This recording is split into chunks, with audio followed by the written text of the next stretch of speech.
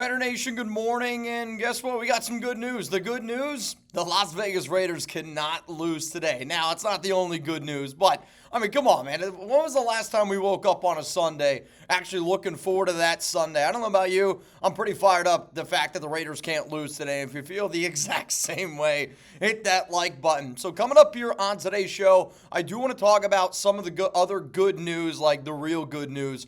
Around Maxx Crosby, I got some stuff to talk about. I want to get into the latest around Jakobi Meyers and also the latest Raiders trade rumors from Adam Schefter, from Jeremy Fowler, and honestly, a few other NFL insiders around Jakobi Meyers. So the first thing, again, Raiders can't lose today. That feels flipping awesome. The next thing that I want to talk about here is Mark Davis keeps on doubling down, tripling down, quadrupling down. They keeps telling everybody that the Raiders are not interested in trading Maxx Crosby. And I know some of you are probably rolling your eyes right now, and quite frankly, I kind of feel the exact same way because to me, I know that the Raiders aren't interested in trading Crosby. I know Mark definitely isn't interested. But the reason why we keep talking about it is because there's always reports out there, and there's a lot of people that don't believe the whole Crosby and Raiders met together and that the two sides want to work together. Why? Because people want to see Maxx Crosby traded because all the reasons are there why it makes sense. The people that don't realize this,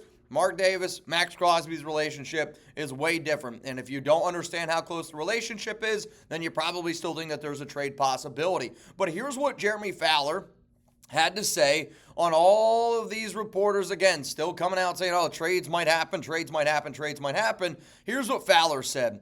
I don't know how many times I've got to say it. This is what Mark Davis said. It's really hard to keep getting asked the same questions every month or week or whatever the answer is going to stay the same. I don't know why anybody would think I changed my mind or the organization would. Also, look at a report from Diana Rossini, and I think a lot of times, when you think about, insiders, you think about people that make content. I obviously make content, right? Like, I love being able to talk about things, and I think at any point, if talking about a topic like trading away Maxx Crosby makes you uncomfortable, then yeah, this show is probably definitely, not going to be the show for you, no doubt about it. But Diana Rossini recently reported, quote, the Raiders are not trading Maxx Crosby, and I know that I've said it multiple times that the Raiders aren't going to be trading Maxx Crosby. Now, I'll keep saying that the year that it could potentially happen is in the year 2027. I've been saying that for over a year, and that's what the contract tells me. But the fact that there are still beat reporters out there, there's going to still be people talking about Maxx Crosby, and I personally don't think he's going to get traded. Y'all probably don't think he's going to get traded. But to me, the fact that Mark said it, Fowler's saying it, Rossini's doubling down, and there's more and more people saying the Raiders aren't trading him away, I think that that's a good sign because the moment you trade away 98, tells everybody you are going full rebuild mode. So if y'all want Maxx to be a Raider for life, I hope that you guys spam 98 down below. And honestly, man, speaking of Maxx, I saw some really awesome photos over the weekend.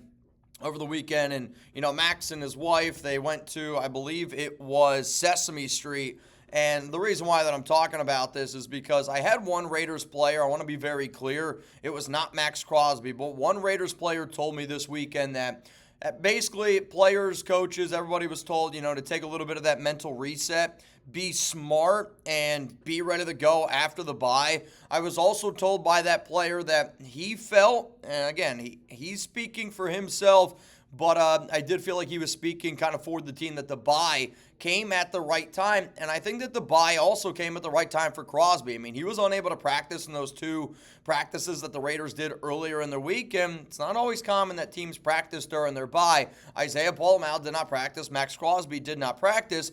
But from what I was told, Crosby is feeling better. The knee looks like it's doing better. And that the bye week kind of came at the perfect time, I think, for Crosby. Now, again, I did not talk to Maxx. I want to be very clear on that, but my source told me that the bye came at the perfect time for Maxx from a mental clarity standpoint and also from a physicality standpoint with that knee. And if you're a Raiders fan, a mentally right and a healthy Maxx Crosby is just about the best news that I could have given you on a Sunday, besides the fact that the Raiders can't lose today. Now, I know that the Raiders do not play today, but if anybody wants to hang out with me, I will be live on our main YouTube channel. It's going to be starting at 12:30 p.m. Eastern Time. It's called Red Zone, where we're going to talk about all the noon games. We're going to have some good times. We're going to let our hair down. We're going to do our thing. I did do this technically earlier in the season, back on week 2 when the Raiders were playing Monday Night Football. But, hey, man, if you're a Raiders fan and you're like, I got nothing to watch today, I got nothing to do, but you got a bunch of players playing fantasy in those early slot of games,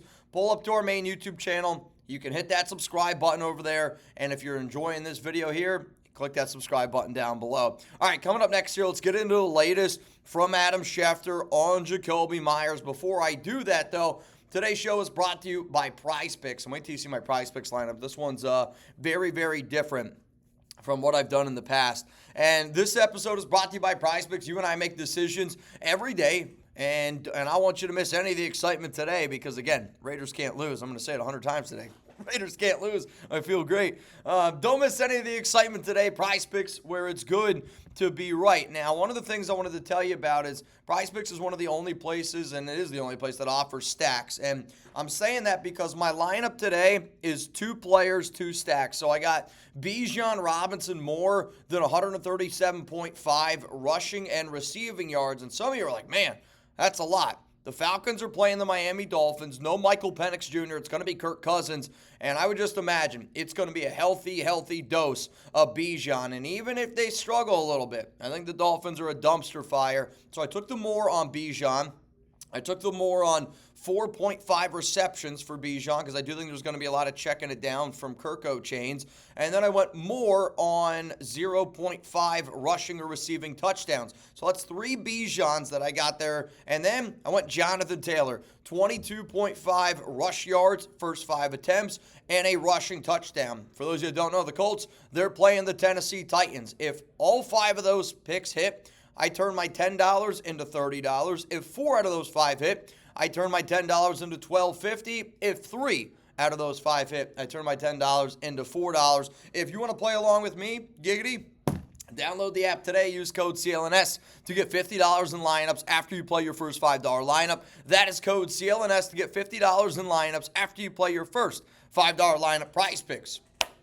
It's good to be right. All right, let's get in here to the latest from Schefter on Jakobi Meyers. And Schefter reported saying, quote, sources, the Raiders willing to trade Jakobi Meyers despite trade interest. Now, here's what is interesting about this. I think last week and maybe even like 10 days ago at this point, it really seemed like the Raiders and Jakobi were splitting. There were no doubt they're going to be going their separate ways.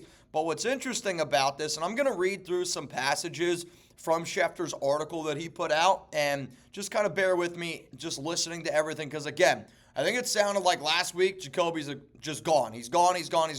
From what it sounds like right now, I just don't know that's the case. I feel like every day that goes by, the trade rumors, the chance of Jakobi getting traded potentially goes down. Here's what Schefter had to say. Again, I'm reading exactly from his article. Jakobi confirmed last week that he still wants to be traded, telling reporters that he wants, quote, to be traded to a good spot. He initially requested to be traded in August after not reaching a new contract with the Raiders, who denied his request at the time. Quote, this is from Jakobi Meyers, and this is what he said on Tuesday. The Raiders know how I feel. It's no reason for me to keep going back crying to them. Can you get me out of here? If you move me, you move me. But in the meantime, I got some teammates that I care about next to me, so I'm trying to make sure I'm being my best self for them. And I think that that's just Jakobi just being a great teammate, being a great professional, and just doing everything. Again, that if you're an organization that believes in compete and commitment to excellence, I think that's the type of player that I would want on my roster. But here's what's interesting, because according to Schefter, the 3 teams that appear to be the most aggressively pursuing a wide receiver before the deadline are the Pittsburgh Steelers, the Buffalo Bills, and here's the one that's going to upset you, the Denver Broncos.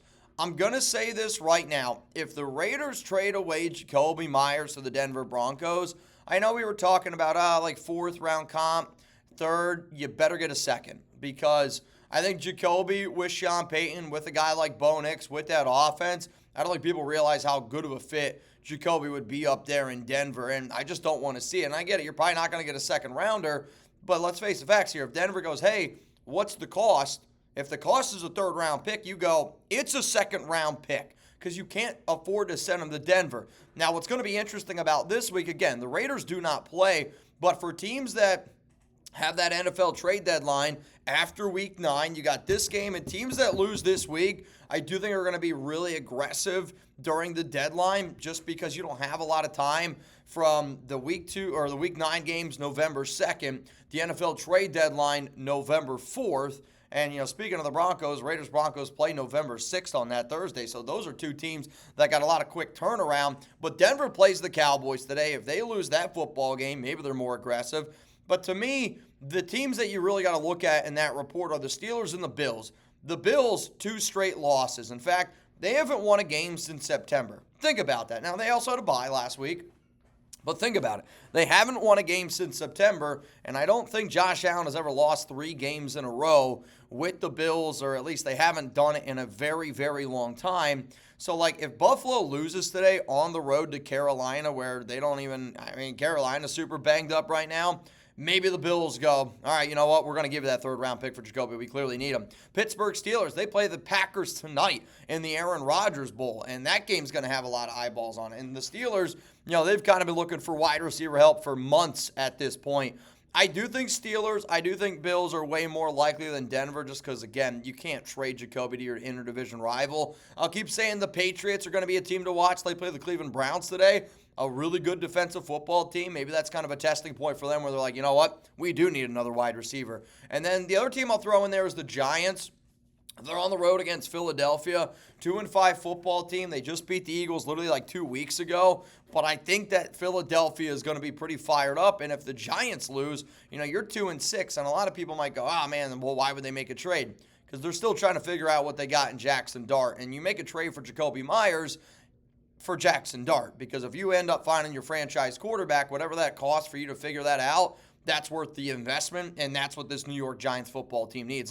If Brian Daboll and Joe Shane want to save their job with a 2-6 football team, the way that you save that job is to make sure that Jackson Dart looks like the best quarterback possible going forward. And I think trading for Jakobi Meyers could help you do that. Now, before I get out of here, I did just see this report from Fowler, and he said, quote, Jakobi Meyers is the most prevalent name among teams in the receiver market. Raiders not actively shopping, but are open to talks. So, again, I think the Raiders are playing a little bit of hardball here. They know Jakobi wants to get dealt, and if the Raiders are just we're going to trade him, then you're not going to be able to get what you want for him. And again, if you're the silver and black, you should want at least a 4th-round comp pick, because Jakobi, when he hits the open market next offseason, and if he signs with another team based on the comp formula, the Raiders are projected to get that 4th-round pick. So, I think the Raiders just want to be very, very clear. If you want Jakobi Meyers, you're going to have to pay up for him. And it does sound like there are a lot of teams at least buying for his services.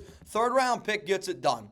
4th-round comp pick should be the absolute lowest that the Raiders should accept. All right, y'all, I'm getting ready to hop on out here. Appreciate each and every one of y'all for tuning in again. The Raiders cannot ruin your Sunday. And quite frankly, I hope the Raiders never ruin any of your Sundays going forward. If you want to hang out with me, I am going to be live on our main YouTube channel at Chat Sports, starting at 12:30 p.m. Eastern Time. Make sure you're subscribed. Make sure you pull up. Let's have a little bit of fun. Again, the Raiders can't ruin your day. If you're looking for even more content around the silver and black, click the subscribe button right here. I promise you, I got you up to date. And then if you want even more videos, since you made it this far, I think that you would like one of these 2 videos over here. YouTube's going to recommend it. I don't know which videos they're going to recommend, but essentially it's if you like this video, you're going to like one of these right here.